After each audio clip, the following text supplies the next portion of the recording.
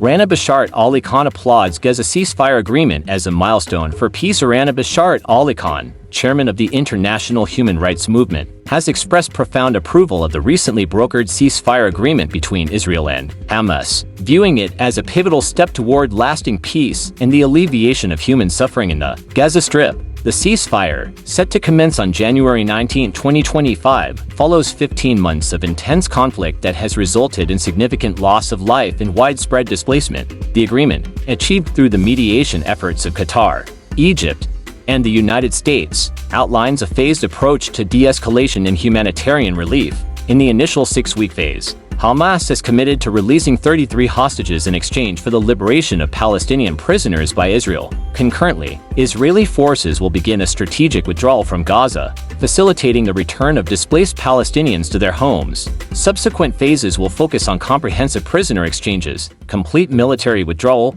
and the reconstruction of Gaza's infrastructure. Rana Basharat Ali Khan emphasized the critical importance of this ceasefire in addressing the dire humanitarian crisis in Gaza, where over 2 million residents have endured severe hardships due to the prolonged conflict. He stated, "This agreement signifies a beacon of hope for the people of Gaza and Israel. It is imperative that all parties honor their commitments to ensure the cessation of hostilities and the commencement of meaningful humanitarian assistance." The international human rights movement, under Khan's leadership, remains steadfast in its mission to advocate for human rights and provide support to conflict-affected populations worldwide. The organization is prepared to collaborate with international partners to facilitate the delivery of aid and support the reconstruction efforts in Gaza. Khan also called upon the international community to seize this opportunity to engage in constructive dialogue aimed at achieving a sustainable and just resolution to the Israeli-Palestinian conflict. The ceasefire is a crucial first step, but it must be followed by comprehensive peace negotiations that address the underlying issues and aspiration of both peoples,